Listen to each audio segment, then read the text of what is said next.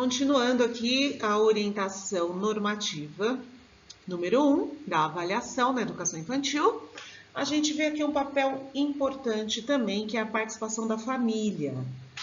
Essa participação da família, ela tem que ter uma democracia, né? Ou seja, a família ela tem que participar, ela tem que ser ativa, ela tem que ter uma articulação, uma parceria com a escola, com o professor, né? A gente não pode fugir disso. E essa participação democrática, ela tem que estar inclusive nos colegiados. A família tem que participar aí, do conselho, da PM, da mediação de conflitos, em todos os colegiados da escola, a família precisa estar presente, através da representatividade. Um trabalho em complementariedade e partilha de responsabilidades. Então, a escola e a família têm que estar ali junto, conforme diz na legislação. É um trabalho junto, um trabalho complementar. As duas partes são importantes. Então, é importante você procurar na família quem é realmente responsável pelaquela criança, quem realmente faz o papel de cuidar da criança, que se responsabiliza pelos pertences, né? Com quem que você vai conversar quando está faltando alguma coisa, não está trazendo fralda suficiente, né? Aqui a gente faz tantas trocas por dia. Com quem que você vai conversar da família? Quem é a pessoa da família que vai participar dos eventos da escola, né? A gente tem hoje o dia da família, não é o dia da mãe, não é o dia do pai, não, o dia da família. Então tem que ter ali uma pessoa na família que seja responsável, que acompanhe a criança. E não a gente ficar procurando uma família perfeita. Não existe família perfeita, né? Hoje as concepções de família são outras. A gente tem que entender a família, seja ela qual for. Então, é uma família onde tem a criança e a tia, é a família dela. Onde tem a criança e a avó, é a família dela. É uma família onde tenham dois pais, duas mães, é a família da criança. Então a gente tem que respeitar a família, seja ela qual for. Tem muitas famílias onde é a criança e o pai, né? A mãe não está mais presente naquela constituição familiar. Ela não cuida mais da criança, ela não educa mais a criança. Então, quem é o adulto ali de referência? É o pai. Então é com ele que você vai falar, é com ele que você vai interagir, é com ele que você vai fazer uma parceria. Então, nós precisamos promover momentos de encontros produtivos e tudo isso tem que estar presente no PPP, né? Tem que estar lá no PPP da escola explícito que a escola vai fazer parceria com a família, seja ela quem for, qual for, seja quem for o representante dessa família, tá? Tem que ter uma articulação, uma parceria, essa é a palavra mais adequada. E o projeto político-pedagógico? A mesma coisa, né? Tudo que a gente já falou até agora. O PPP ele tem que ser centrado na criança. A criança é o protagonista. Ele é um documento dinâmico, ele não pode estar acabado, nunca. Ele nunca está acabado, ele está sempre em movimento, sempre sendo revisado, sendo redimensionado. Então, é importante esse redimensionamento do PPP sempre, tá? E ele é uma construção coletiva. Todos os atores da comunidade educacional têm que ter a sua voz explícita ali no PPP. Então, é uma construção coletiva onde todos têm o objetivo de que ele esteja centrado na criança, é óbvio, mas é uma construção coletiva, tá bom?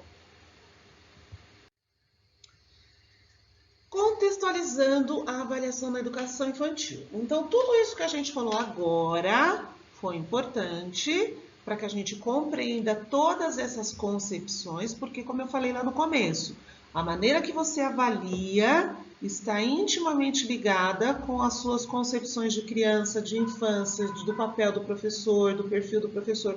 Então, a gente precisou traçar tudo isso até aqui para finalmente falar sobre a avaliação na educação infantil. Por isso que esse documento ele não é unicamente avaliação na educação infantil, ele é aprimorando olhares. Então, a gente precisou fazer esse aprimoramento de olhares para que a gente chegue aqui na contextualização do documento de avaliação, certo? Então, em 1935, com a criação dos parques infantis, no ano de 1975, eles passam a ser denominados Escolas Municipais de Educação Infantil. Então, a gente tem aqui mais um contexto histórico, aqui mais especificamente das nossas EMEIs. Em 1935 foram criados parques infantis. E em 1975, eles passaram a ser denominados Escolas Municipais de Educação Infantil. Em 75, gente. Nessa concepção, avaliar ficava restrito à verificação de registro do que foi transmitido à criança de forma mecânica e repetitiva. Era um outro momento, né? Para aquele momento isso era importante. Transmitir para as crianças conteúdos de forma mecânica e repetitiva. A gente está falando aqui numa época, na época aí do tecnicismo, né? Que isso era importante. Mas a gente mudou. A gente está aqui fazendo um retrocesso histórico sobre a concepção de avaliação da educação infantil. Então, esses marcos foram importantes, mas a gente tem que caminhar. A gente não pode ficar lá e não mudar. Então, esse documento veio justamente para que a gente mude. A gente não pode ficar exigindo das crianças conceitos repetitivos de forma mecânica, né? A gente não está mais nessa época. Então, a avaliação também não pode ser uma avaliação que tenha essa concepção de que as coisas têm que ser repetidas de uma forma mecânica, né? Sabe aqueles exercícios de fixação que a gente fazia lá? Isso foi importante numa determinada época, né? Então, assim, desde agosto de 92, quando da aprovação do Regimento Comum das Escolas Municipais, houve a aprovação, né, do Regimento Comum das Escolas Municipais, em agosto de 92.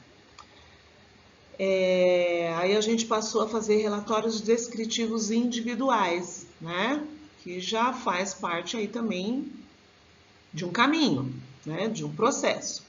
Em 2000 tem-se aprimorado esses relatórios e a sua utilização introduzindo o conceito de documentação pedagógica, que a gente já está no ano 2000.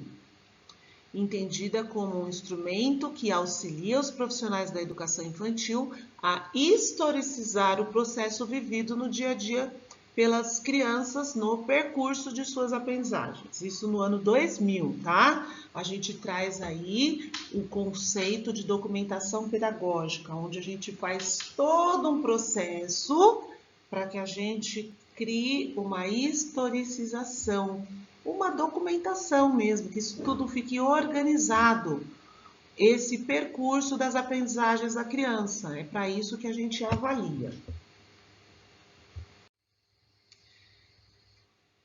Então, nos dispositivos da LDB e nas concepções das diretrizes curriculares nacionais para a educação infantil, eles sinalizam que as unidades educacionais devem planejar formas de avaliação que contemplem o acompanhamento do trabalho pedagógico e a avaliação do desenvolvimento da criança, avaliando-a em relação a si mesma. Olha que concepção importantíssima! Sempre quando a gente fala de educação infantil e de avaliação, a gente avalia a criança comparando ela com ela mesma. Ou seja, não existe uma criança padrão e a partir daquela criança padrão, todas as crianças têm que estar naquele nível de desenvolvimento. Isso não existe. A avaliação serve para comparar a criança com ela mesma, justamente para documentar esse histórico da criança. Então, você vê como ela chegou ali num determinado período, né? Geralmente um período de 6 meses, porque a avaliação é semestral. Então, você vai falar como ela estava no começo do ano e como ela está ali no meio do ano. Você vai contar ali a história dela nesse período. Contando a história dela e comparando ela com ela mesma. Você vai falar do seu desenvolvimento, certo? A avaliação da educação infantil constitui-se em um elo significativo entre a prática cotidiana vivenciada pelas crianças e o planejamento do educador.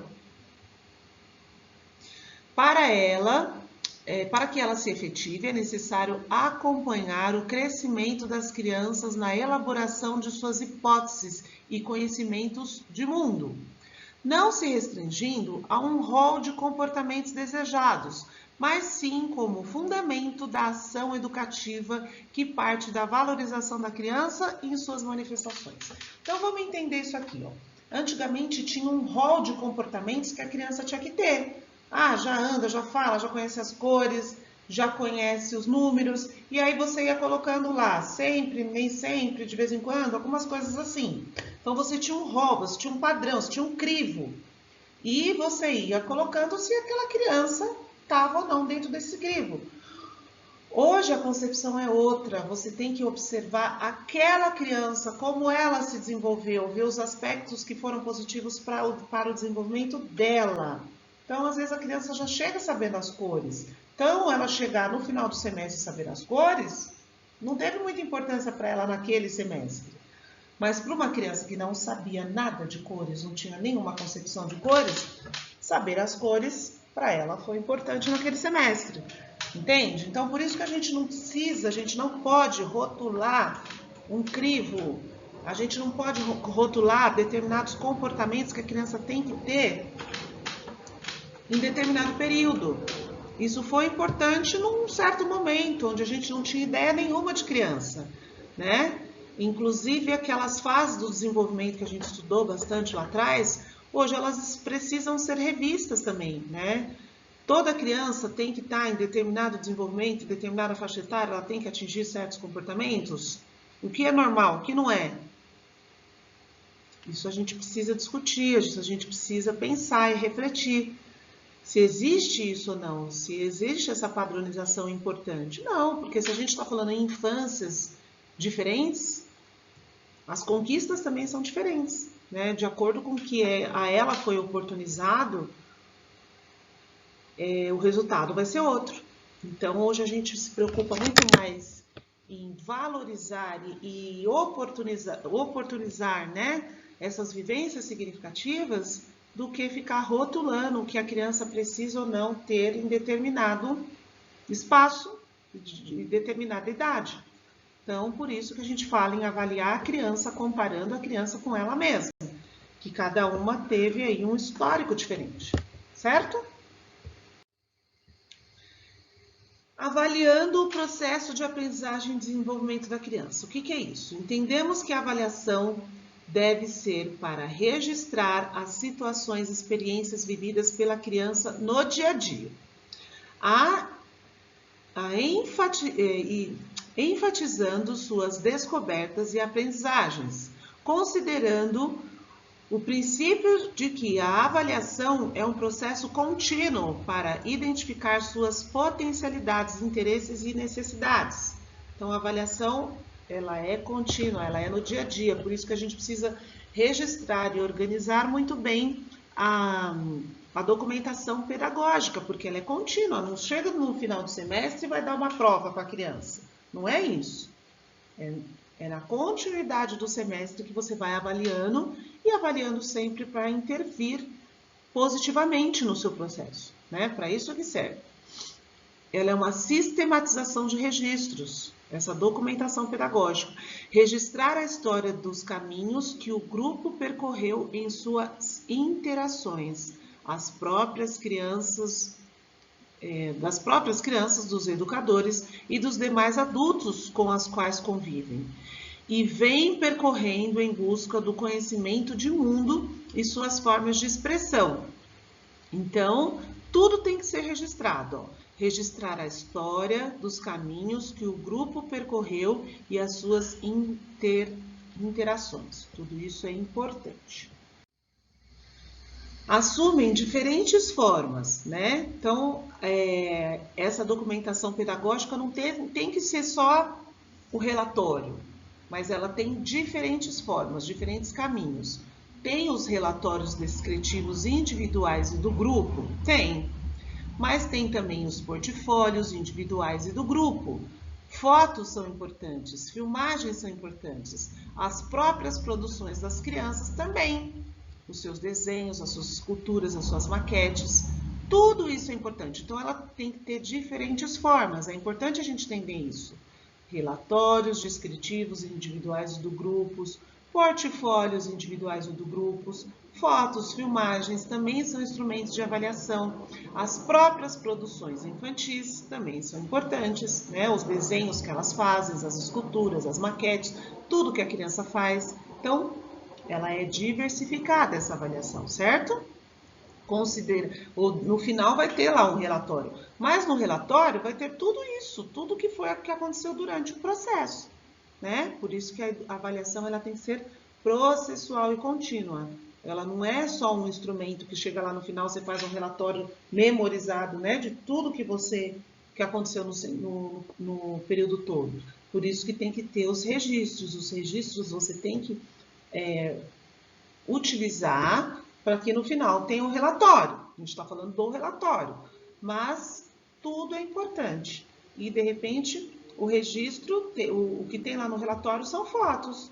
A foto, ela diz muita coisa, né? São momentos ali estáticos e através de imagens, mas são imagens importantes que dizem muita coisa. Então, toda essa organização da documentação pedagógica é importante. Tudo tem que ser considerado da documentação pedagógica, todos esses instrumentos, certo? A documentação pedagógica está interessada em enxergar e entender o que está acontecendo no trabalho pedagógico e o que a criança é capaz de fazer em qualquer estrutura pré-determinada de expectativas e normas, certo? Então, você tem sim as suas expectativas, por isso que a gente tem lá as cartas de intenções, né? Que ali você expressa quais são as suas expectativas para determinado período, tudo que você trabalhou em determinado período, por isso que tem duas partes esse relatório, tem a parte do grupo e a parte individual, e na parte individual você vai colocar o que a criança fez, a gente já vai falar disso. Na elaboração da documentação pedagógica, algumas perguntas podem nortear o olhar dos educadores em suas intervenções. Então, olha aqui que importante. Quais são as perguntas que orientam esse olhar do educador nas suas intervenções, certo? Então, quais são as perguntas? Quais são os interesses dos bebês e das crianças? Pelo que essas crianças e esses bebês se interessam? Que tipos de teorias meninos e meninas elaboram? Olha aqui, ó, quais são as hipóteses criadas por eles? O que eles questionam? O que eles elaboram? O que eles estão pensando? A pergunta passa a ser como se aprende, não como se ensina, né? Como posso instigar, desafiar essas teorias? Como propiciar que os bebês e as crianças possam ampliar as suas experiências com as diferentes temáticas e linguagens, garantindo situações significativas de construção de conhecimento, superando atividades desconexas e apartadas. Olha que pergunta importante, né? Como propiciar que bebês e crianças possam ampliar as suas experiências com diferentes temáticas? Uma pergunta muito difícil e muito importante, né? Como os bebês e as crianças constroem as suas culturas de pares e com os adultos? Como são construídas? Como os bebês demonstram na relação entre si e com os adultos as suas preferências e seus sentimentos? Os bebês não falam. Então, como que eles demonstram os seus sentimentos, as suas preferências? São perguntas que o professor tem que se fazer. O que a criança e suas famílias pensam sobre a educação infantil? Isso também é importante, isso a gente coloca lá como pergunta do PPP, né? Quais são as expectativas da criança, aliás, da família com relação à escola? Então, às vezes, a família ela não está contente, né? Ela está insatisfeita com o trabalho, mas de repente porque ela tem uma expectativa que a gente não vai corresponder, né? Se a expectativa da família é que a criança seja alfabetizada, por exemplo, da EMEI, ela pode ser que aconteça, porque a gente faz uma pré-alfabetização, se a gente pode chamar assim, né? A gente estimula a criança para que ela tenha um comportamento leitor, para que ela entenda qual a função social da escrita, né? Para que ela entenda e valorize a leitura de bons livros. Tudo isso faz parte da alfabetização, está no caminho da alfabetização, mas não é um objetivo da educação infantil que todas as crianças saiam alfabetizadas, por exemplo. Isso aí vai acontecer lá na EMF, né? E não na educação infantil, mas tudo que a gente faz na educação infantil é importante para que lá na EMF o trabalho seja facilitado. Mas a família precisa entender que não é um objetivo da educação infantil. E se ela está com essa expectativa, ela não vai valorizar o que está sendo feito realmente. Ela não vai entender. E é o nosso papel também ajudar a família a entender, conversar, discutir isso em reuniões de pais, nos eventos, em tudo que a gente faz. Se a família não entender, ela nunca vai valorizar o nosso trabalho. É importante também a gente entender a avaliação institucional, né? Não só os indicadores de qualidade, que é um evento específico, mas essa avaliação institucional aqui, ó. A avaliação institucional pode contemplar tanto a autoavaliação quanto a avaliação externa. As duas coisas, né? Hoje a gente está estudando aí sobre uma possibilidade de uma avaliação externa realmente mais formal para a educação infantil, mas a gente ainda não tem. Mas a autoavaliação, que acontece, por exemplo, nos IQs, ela também é importante, mas ela tem que ser o quê? Formativa. Ela tem que ser usada, né? Os resultados ali apontados, eles têm que ser usados de uma maneira formativa, de uma maneira que interfira nas aprendizagens das crianças. Não adianta a gente falar como que é organizado o espaço, a gente avaliar lá se os professores se importam ou não com a educação étnico-racial, se a gente só usar aqueles dados como um parâmetro para colocar ali num gráfico, de repente, e não fazer nada com aquilo. Não, se os professores não estão vendo esse aspecto, ele tem que ser trabalhado na escola. E hoje a gente vê muitas reflexões acontecendo aí nas nossas escolas que partem do IQ, né? Que partem de uma avaliação institucional que é feita ali no final do ano, interna. Então, a avaliação institucional ela é importante e ela tem que ser usada também de uma maneira formativa, ou seja, para a aprendizagem. Cabe distinguir a avaliação na educação infantil e a avaliação da educação infantil. Isso aqui é importante. A avaliação na educação infantil é essa avaliação que a gente está falando aqui, né, até agora, que é a avaliação enquanto a favor da aprendizagem sempre, mas a avaliação na educação infantil é essa avaliação que a gente faz ali, desse relatório, de tudo isso daí. E a avaliação da educação infantil é a avaliação da escola, no sentido mais institucional. Como a educação infantil paulistana está agindo, está ocorrendo, está interagindo. Então, a avaliação da educação infantil é a avaliação num sentido mais amplo, num sentido mais externo até.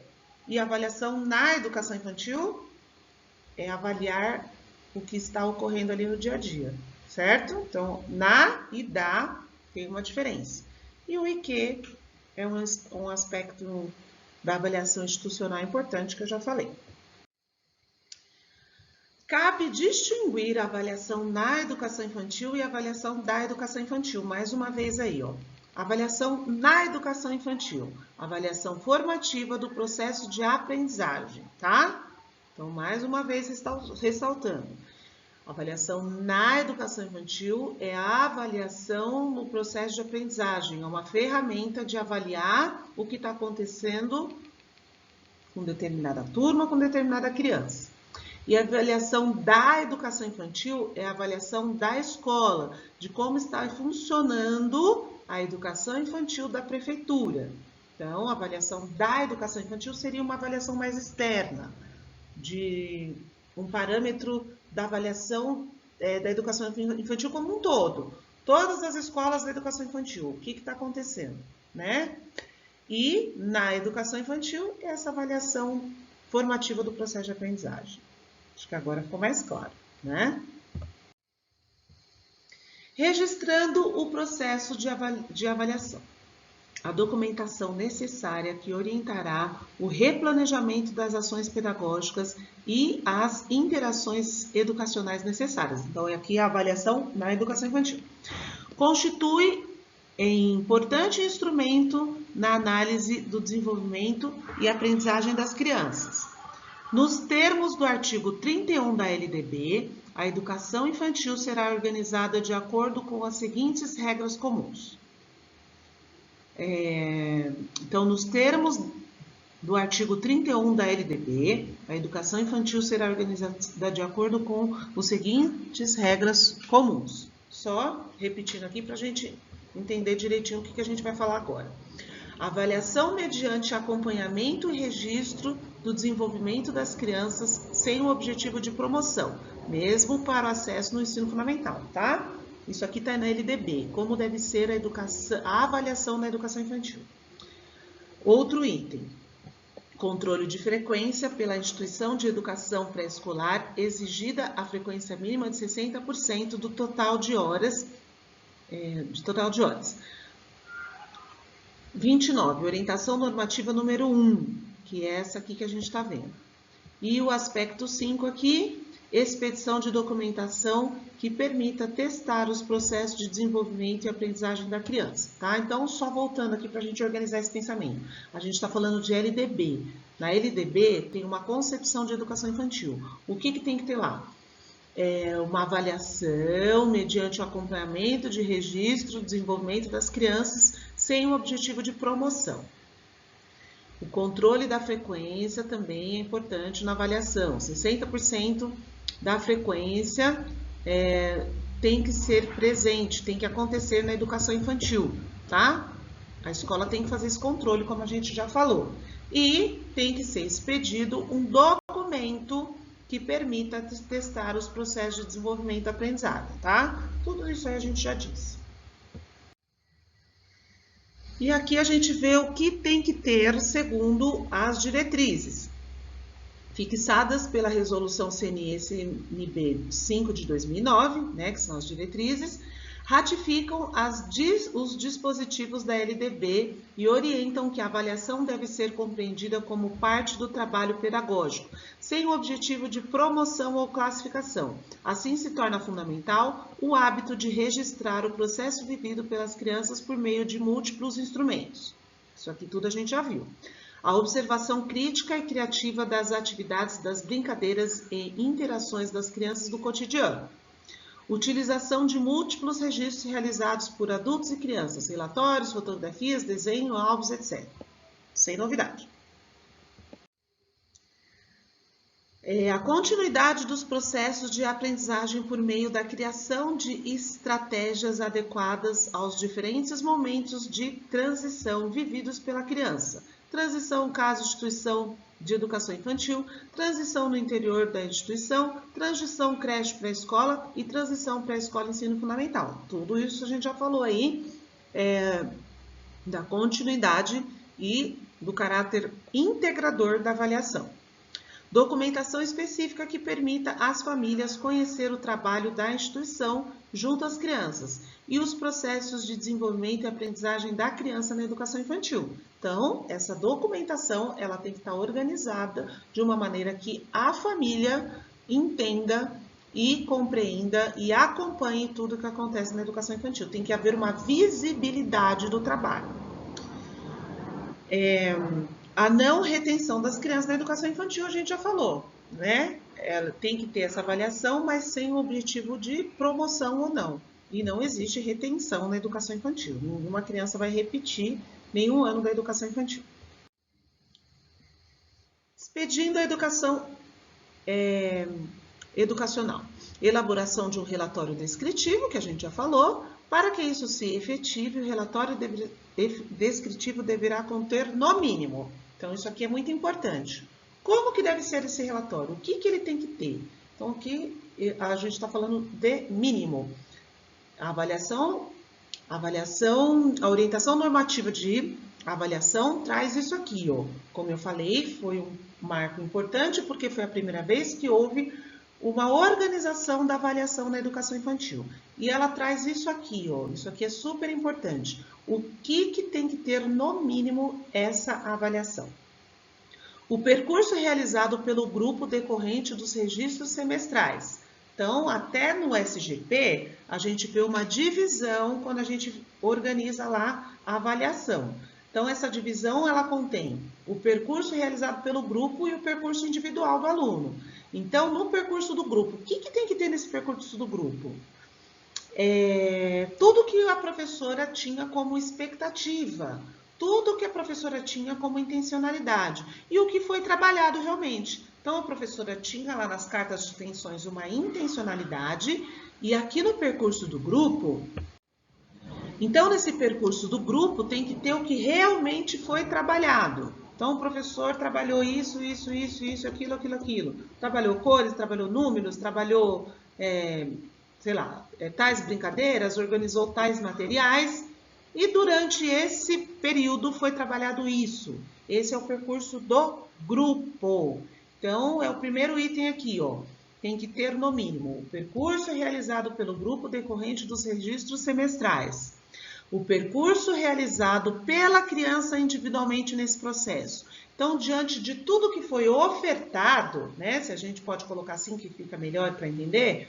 Diante de tudo que foi ofertado, que é o percurso do grupo, o que a criança, como a criança se desenvolveu individualmente. Então, você vai falar do grupo, no sentido de mostrar o que foi ofertado, nunca para comparar a criança diante do grupo, mas diante de tudo que foi ofertado, como a criança se desenvolveu individualmente. Aqui sim você vai falar o percurso daquela criança, que tem que ser exclusivo, não dá para fazer copia e cola. Não, isso não dá certo.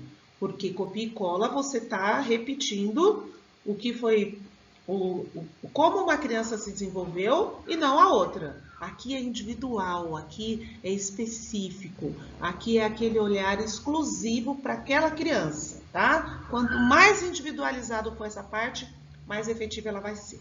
Então, o percurso realizado pela criança individualmente nesse processo, nesse determinado período.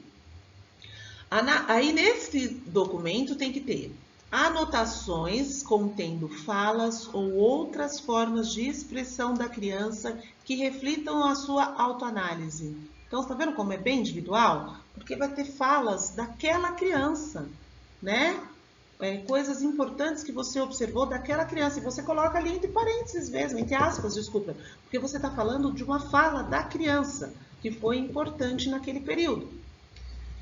Tem que ter também o parecer do educador, fundamentado nas observações registradas no decorrer do processo. Então, aquilo ali já expressa o seu parecer. Se você colocou aquela fala da criança, se você colocou as observações que você fez da criança, aquilo você já está julgando como importante. Então, já é o seu parecer enquanto educador, certo? Então, você está colocando ali porque você achou tudo aquilo importante. O parecer da família quanto às suas expectativas e os seus processos vividos. Então, é importante que tenha ali um espaço onde você vai deixar para que a família coloque o seu parecer. Isso é importante também. E observações sobre a frequência da criança na unidade. E isso também, sabe aquele 60% de frequência? Tem que aparecer aqui, ó, se a criança está ou não sendo frequente. Por quê? É um indicador de sua interferência no processo de desenvolvimento. Então, se a criança é frequente, é um indicador. Se a criança não é frequente, também é um indicador. E pode ser que aquela baixa frequência, ela esteja sendo um fator que atrapalhe no seu desenvolvimento. Então, é importante você colocar aqui, ó, a criança não frequentou suficientemente. Né? Isso é um registro, isso também está ali sendo apontado para a família, que a criança tem que estar frequente, no mínimo 60%. Então, é importante que isso esteja também na avaliação. Quando você coloca a avaliação no SGP, isso aqui já é automático, já sai lá a frequência da criança. outras informações que acharem pertinentes. Mas isso aqui, ó, esses aspectos, eles são importantes. Tem que ter o percurso do grupo, o percurso individual da criança, tem que ter o parecer do educador, tem que ter o parecer da família e a observação de frequência, tá? Isso é o mínimo que tem que ter nesse documento da avaliação.